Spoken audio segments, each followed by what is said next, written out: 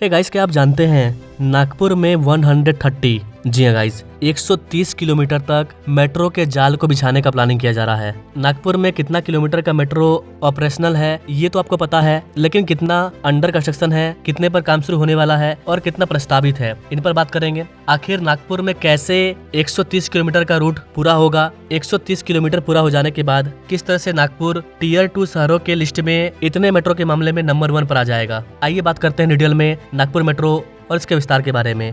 नमस्कार and welcome to all India project में विकास।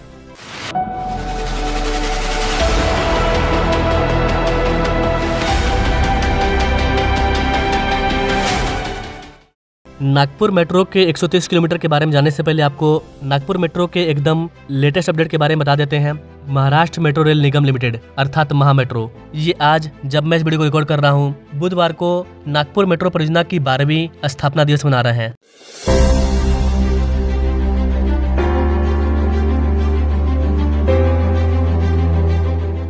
तीव्र परिवहन प्रणाली निर्माण कार्य शुरू होने के बाद से हर साल इसको मनाया जाता है। इंजीनियरिंग संबंधी उपलब्धियों से लेकर के इस परियोजना ने खुद को आधुनिक बुनियादी ढांचे के प्रतीक के रूप में स्थापित किया है। जी हाँ गाइस, नागपुर मेट्रो अपने आप में एक कमाल का मेट्रो है जिसने कि गिनीज वर्ल्ड रिकॉर्ड में भी अपना नाम दर्ज किया है। By the help of Shri Nitin Gadkari ji, Nagpur metro अपने विकास के अगले चरण में प्रवेश करने जा रही है। यात्रियों की संख्या, अंतिम मील, कनेक्टिविटी और व्यावसायिक स्थिरता, इस तरह के जितने भी प्रश्न हैं ये लगातार चर्चा में है, क्योंकि नागपुर मेट्रो में जनसंख्या की वृद्धि लगातार हो रही है। नागपुर में मेट्रो की अंतिम मील कनेक्टिविटी मिले लोगों को इसकी भी कमी महसूस हो रही है और इसको ही पूरा करने के लिए 130 किलोमीटर मेट्रो का प्लान लाया गया है। जी हाँ गाइस, आज के टाइम में नागपुर मेट्रो का विकास, नागपुर में 2 मंजिला ब्रिज से लेकर के समय पर निर्माण तक ये शहर के लिए एक बड़ी तकनीकी उपलब्धि बन चुकी है। नागपुर मेट्रो का पहला चरण चालू है, जबकि दूसरा फेज कन्हान, बूटीबोड़ी, MIDC, हिंगना और ट्रांसपोर्ट नगर, ये सभी कॉरिडोर भी तेजी से आगे बढ़ रहे हैं। कन्हान, बूटीबोड़ी, MIDC, हिंगना और ट्रांसपोर्ट नगर,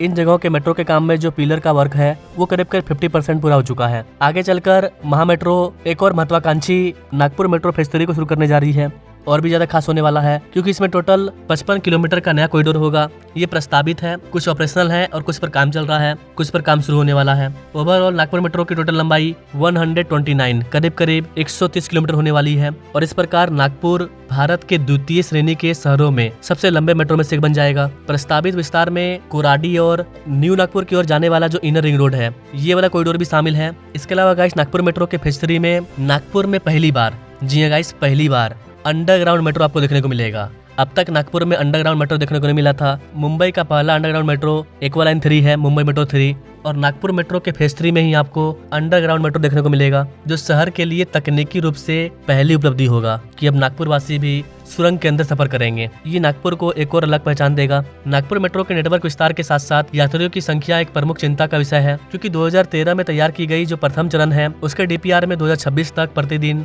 4 लाख से अधिक यात्रियों की होने का अनुमान लगाया गया था, लेकिन वर्तमान में इतने लोग सफर नहीं कर रहे हैं। वर्तमान में प्रतिदिन नागपुर मेट्रो में औसत लोगों की संख्या 1 से लेकर के 1.2 लाख है, जो कि अनुमान से काफी ज्यादा कम है। तो ये चीज भी नागपुर में मेट्रो के विस्तार को रोक रहा है। जनसंख्या में वृद्धि हो रही है, लेकिन लोग मेट्रो में सफर नहीं कर रहे हैं। मेट्रो में कितने लोग सफर करेंगे ये तय करेगा कि मेट्रो को कितना तेजी से विस्तार करना है। यही कारण है कि अब जो नागपुर मेट्रो का DPR तैयार किया जा रहा है वो ऐसे तैयार किया जा रहा है कि मेट्रो को वैसे इलाकों में बनाया जाए जहां पर ट्रैफिक जाम काफी ज्यादा होता है, जहां पर एक्चुअल में लोगों को मेट्रो की जरूरत है, जिससे कि लाखों लोगों को फायदा होगा। इन चीजों को ध्यान में रख करके ही मेट्रो को प्रस्तावित किया जा रहा है। नागपुर मेट्रो में ज्यादा लोग सफर नहीं कर रहे हैं। जब तक पूरे इलाके में मेट्रो का विस्तार नहीं होगा तब तक मेट्रो में सफर करने वाले लोगों की संख्या नहीं बढ़ेगी, क्योंकि जिस इलाके पर मेट्रो चल रहा है उस इलाके में अगर किसी को काम नहीं है तो वो उधर क्यों जाएगा। लेकिन वही अगर पूरा कॉरिडोर ओपन हो जाएगा तो लोग मेट्रो में सफर करेंगे। अभी क्या होता है कि लोग मेट्रो में सफर करते हैं, उनके बाद फिर से उनको पर्सनल व्हीकल या फिर ऑटो रिक्शा से जाना पड़ता है। तो इस तरह की सिचुएशन तब तक नहीं होगी जब तक मेट्रो का विस्तार नहीं हो जाता है। यात्रियों की संख्या एक प्रमुख चुनौती बनी हुई है, लेकिन पूरे नेटवर्क के विकास के साथ यात्रियों की संख्या में वृद्धि होगी। और गाइस, मेट्रो प्रणालियों को स्थिर होने में समय लगता है। जैसे जैसे नए कॉरिडोर खुलेंगे और शहरी विकास होगा, मांग में सुधार होगा, तो मेट्रो में सफर करने वाले लोगों की संख्या भी बढ़ेगी। मुंबई में जनसंख्या काफी ज्यादा है, एक ही रूट पर लाखों लोग यात्रा बैठे हैं यात्रा करने के लिए। तो मुंबई और दिल्ली के जनसंख्या के कंपैरिजन में नागपुर में जहाँ मेट्रो चल रहा है वहाँ पर इतना ज्यादा जनसंख्या नहीं है। तो इसकी वजह से यहाँ पर टारगेट के अकॉर्डिंग यात्री सफर नहीं कर रहे हैं, लेकिन मेट्रो का विस्तार किया जा रहा है। मेट्रो का जब विस्तार हो जाएगा उसके बाद संख्या बढ़ेगी। यात्रियों की संख्या के अलावा अपूर्ण प्रथम और अंतिम मील कनेक्टिविटी ये भी एक इम्पोर्टेंट चुनौती है। नागपुर मेट्रो के फेज 1 में 2 व्हीलर और 4 व्हीलर के लिए करीब 3200 पार्किंग स्थान अवेलेबल करवाए गए हैं, जो कि 1 लाख से अधिक दैनिक यात्रियों के लिए अपर्याप्त संख्या है। सीमित फीडर सेवाओं के कारण यात्रियों को ऑटो और कैब पर डिपेंड रहना पड़ता है, जो अक्सर काफी ज्यादा महंगा होता है। जैसा कि मैंने आपको बताया, नागपुर ऑटो रिक्शा, टैक्सी, उबर, इस तरह के जितने भी निजी वाहन है उसमें लोगों का पैसा काफी ज्यादा खर्च होता है, लेकिन मेट्रो का किराया उनसे कई गुना कम है, तो लोग मेट्रो में सफर करेंगे। लेकिन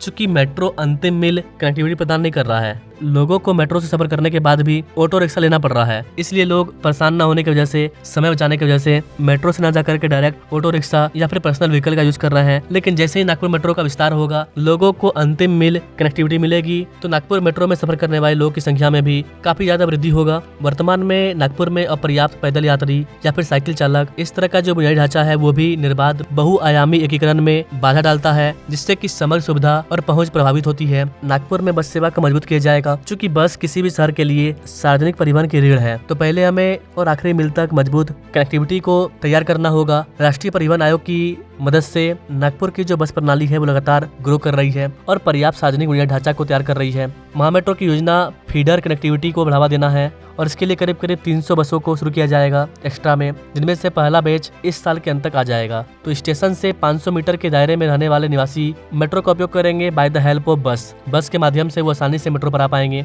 और चूंकि बस का किराया भी काफी कम होगा, तो लोगों को कोई दिक्कत नहीं होगी। नागपुर में अभी इतनी भीड़भाड़ नहीं है कि लोग पूरी तरह से मेट्रो पर ही डिपेंड हो जाएं, एज कम्पेयर टू मुंबई, मेमार और दिल्ली। अभी भी शहर में लगभग आधे घंटे में यात्रा की जा सकती है।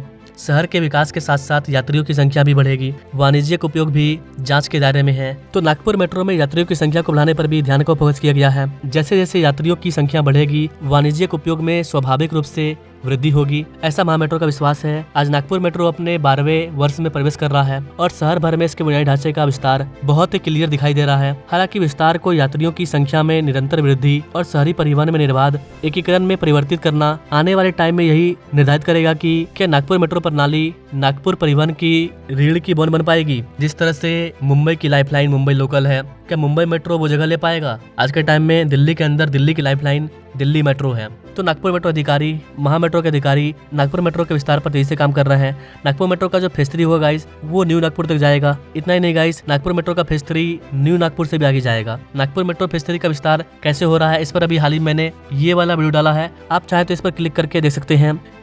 हाँ, मेट्रो के आने से क्या है, बिजनेसमैन को बहुत ज़्यादा बेनिफिट्स मिल रहे हैं।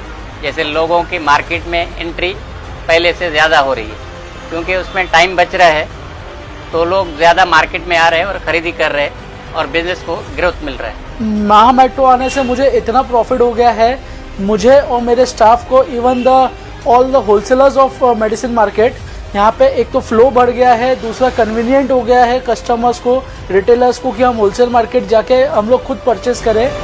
यहाँ पर मैंने आपको नागपुर मेट्रो के ओवरऑल प्रॉब्लम और सॉल्यूशन के बारे में बताया। बीते 12 सालों में नागपुर मेट्रो ने क्या परफॉर्मेंस किया है उसके बारे में बताया। आगे के एक वीडियो में मैं नागपुर मेट्रो के हर स्टेशन के बारे में, हर रूट के बारे में अलग से वीडियो लाऊंगा कि कौन कौन सा नया कॉरिडोर, कौन कौन से नए इलाके को कवर करेगा। तो उसके लिए आप कमेंट कीजिएगा। बाकी मिलते हैं अपने लोग नेक्स्ट वीडियो में, तब तक के लिए जय हिंद।